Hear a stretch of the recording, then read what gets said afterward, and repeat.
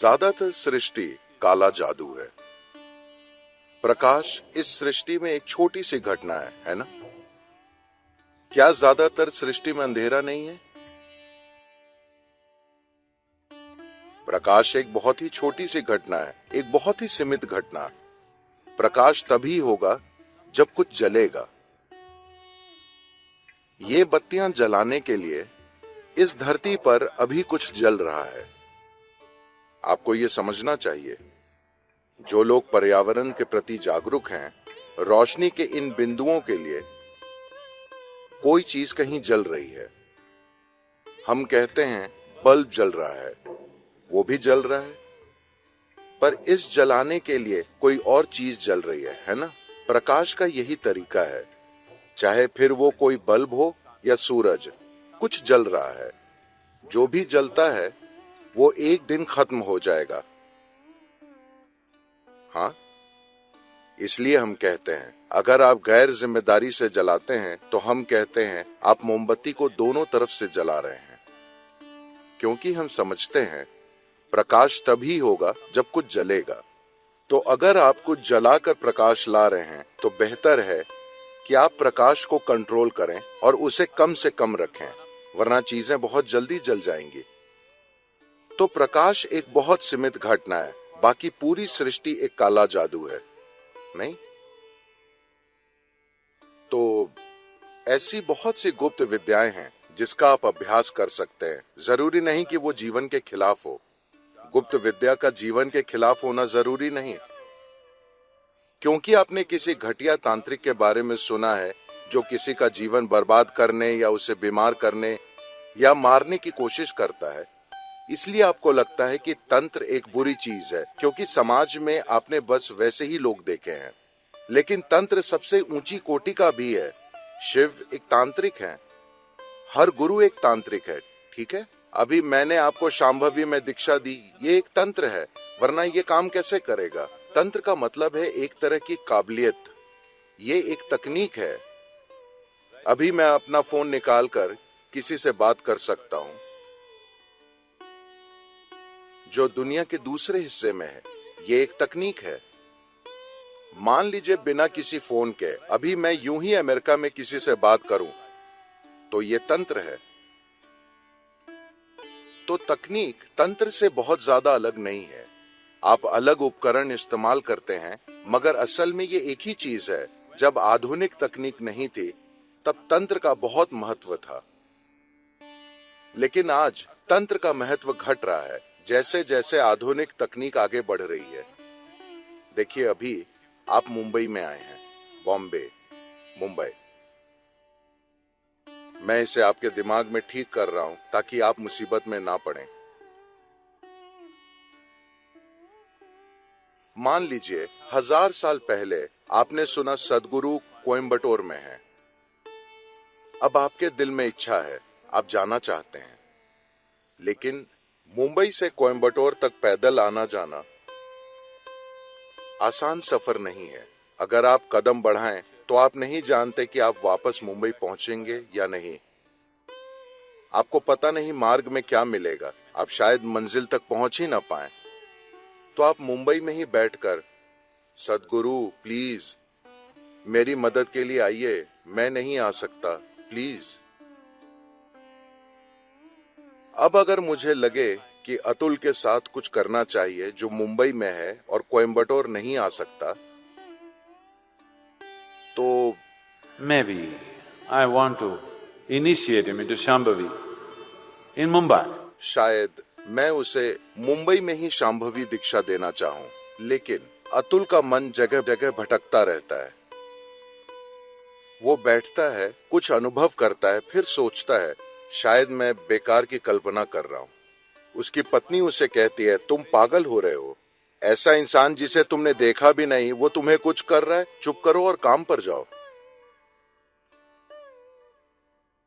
वो कुछ अनुभव करने लगता है, पर उसका तर्क, उसके विचार और परिवार वो कहता है मूर्ख मत बनो। फिर सदगुरु ये करेंगे कि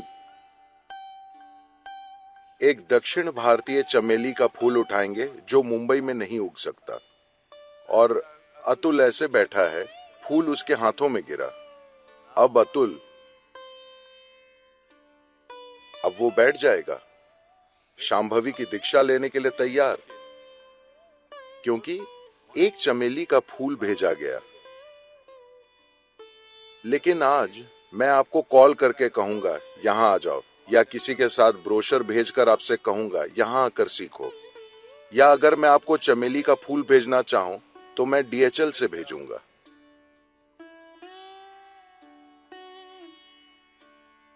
तो आधुनिक तकनीक से तंत्र का प्रयोग खत्म होता जा रहा है, पर मैं चाहता हूं कि आप 1000 साल पहले की बात सोचें और समझें कि तंत्र कितना मूल्यवान था।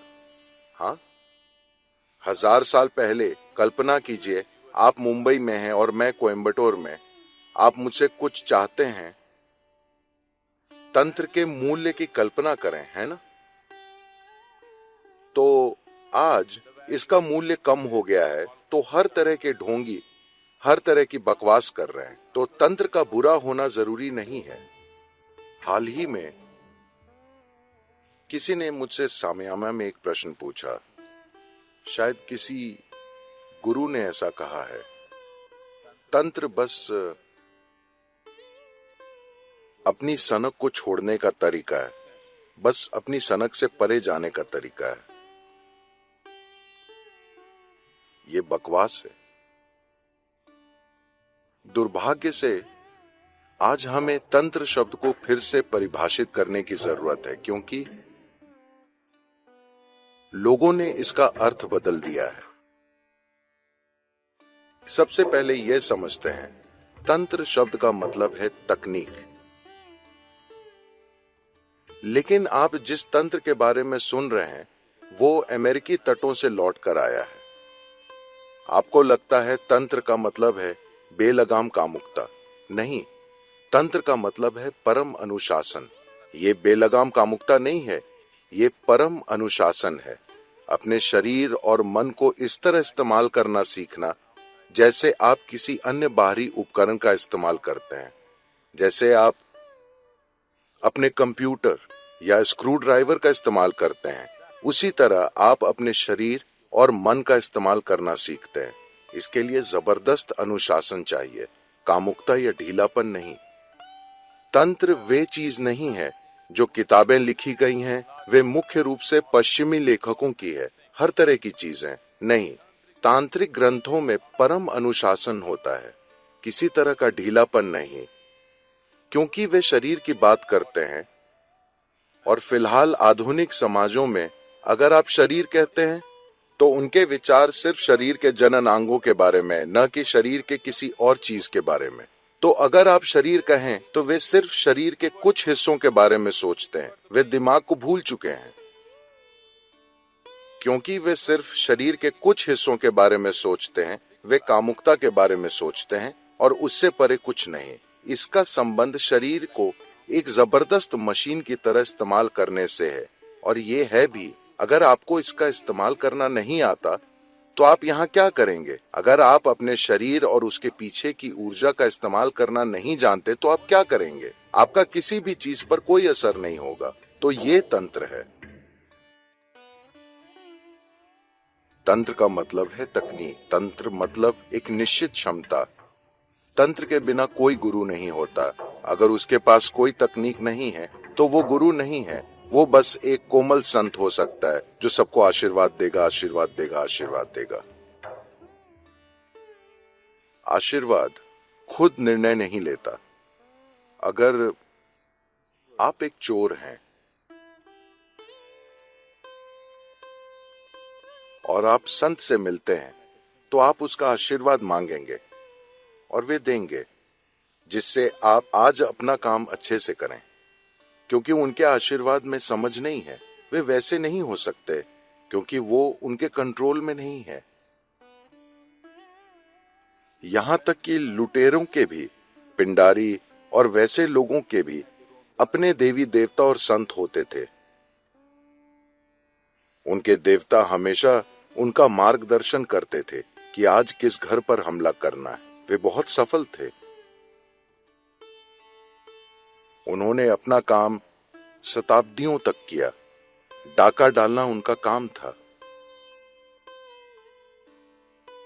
तो अगर आप बस एक कोमल फूल जैसे संत हैं जो बस आशीर्वाद देता है, आशीर्वाद देता है, आशीर्वाद देता है, मैं उसे महत्वहीन नहीं बता रहा। वे अपने तरीके से सुंदर हैं, लेकिन वे उन लोगों के लिए नहीं हैं जो आत्मज्ञान की इच्छा रखते हैं।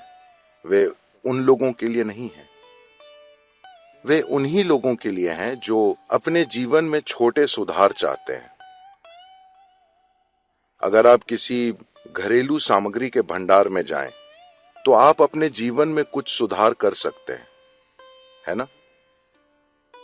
हाँ या ना? आप वाकई कर सकते हैं। मैं रोज टीवी पर लोगों को कहते देखता हूं, अरे मैंने बस ये पलंग खरीदा, मेरा पूरा जीवन बदल गया, ये जबरदस्त है।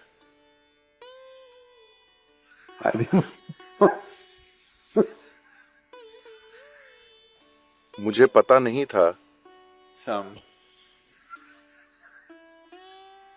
कि एक पलंग या तकिया ऐसा कर सकता है। मुझे पता नहीं था।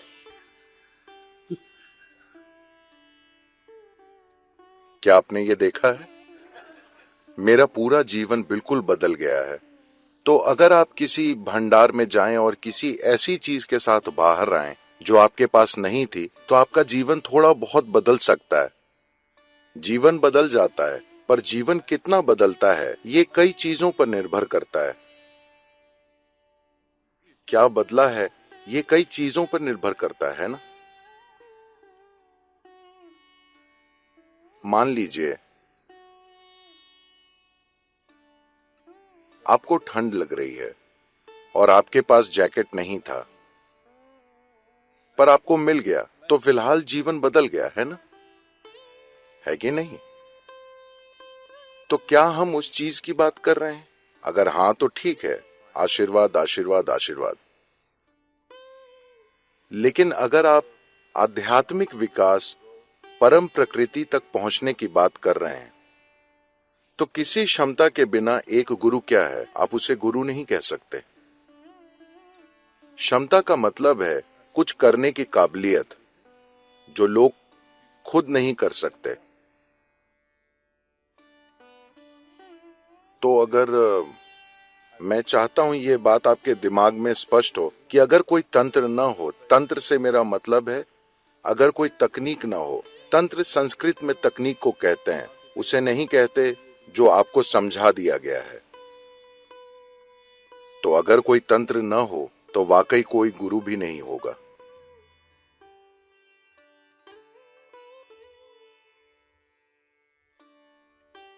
क्योंकि गुरु होने का मतलब है ये एक मैकेनिक का काम है। आपको चीजें ठीक करनी पड़ती हैं। ठीक करने के लिए आपको उन्हें समझना होगा। आपके हाथों में कोई तकनीक होनी चाहिए, और यही तंत्र है। क्या ईशा में तंत्र है? बिल्कुल है, हर जगह, हर तरह का। लेकिन योग का महत्व यह है कि इसमें बाहरी विधियां नहीं होती। तंत्र के दो आयाम हैं। पहले में आप बाहरी सामग्री का इस्तेमाल करके चीजें करते हैं जिसमें विधियां होती हैं। योगिक तंत्र में आप सिर्फ अपने शरीर और ऊर्जा सिस्टम का इस्तेमाल करते हैं। आपको किसी और सामग्री की जरूरत नहीं होती। इसे मोटे तौर पर दाएं हाथ और बाएं हाथ के मार्गों के रूप में बांटा गया है। बाएं हाथ के मार्ग में बाहरी सामग्री का इस्तेमाल होता है, दाएं मार्ग में बाहरी सामग्री नहीं, सिर्फ शरीर का ही इस्तेमाल होता है। काफी हद तक ये यौगिक तंत्र है। काफी हद तक इसे हम अपने अंदर करते हैं। ये अगस्त्य मुनि की अद्भुत भेंट है कि उन्होंने एक ऐसी तांत्रिक प्रक्रिया स्थापित की जो 100% शरीर में स्थित है, जो बाहरी नहीं है। तंत्र के अलग अलग आयामों के लिए चावल के एक दाने या रेत के कण का भी इस्तेमाल नहीं होता। सब कुछ सिस्टम के अंदर ही होता है। ये उन्होंने हमें भेंट किया है। ये सबसे बड़ी चीजों में से एक है। इंसानी सिस्टम से जुड़ी ये सबसे बड़ी चीज है जो आज तक हमें किसी ने भेंट की है। ये उनकी भेंट है।